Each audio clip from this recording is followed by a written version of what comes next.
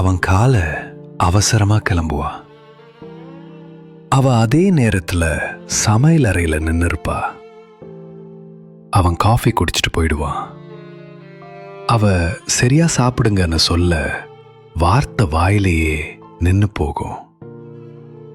நாட்கள் அப்படியே ஓடிச்சு. அவ வீட்டுக்குள்ள உள்ள வரும்போது அவ சிரிச்ச முகம்தான் காட்டுவா. ஆனா அந்த சிரிப்புக்குள்ள எத்தனை வலிகள் ஒளிஞ்சிருக்குன்னு அவனுக்கு தெரியல.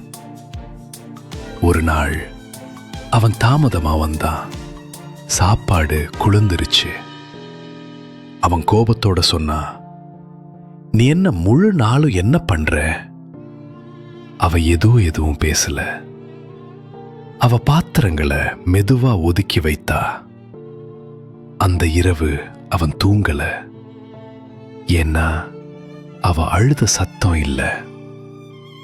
அடுத்த நாள் அவ வேலையில ஒரு பையில மறந்துட்டான்.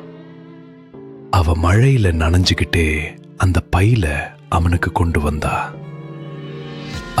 அவளை பார்த்தா. அந்த முதல் முறையா அவ எவ்வளவு சோர்ந்து நின்னான்னு அவனுக்கு புரிஞ்சுது.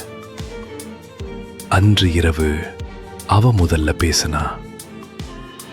நான் உன்னை பார்த்ததே இல்லை போல. அவ சிரிச்சா. ஆனா அந்த சிரிப்பு வேற மாதிரி. திருமண வாழ்க்கை காதலால் மட்டும் நடக்காது.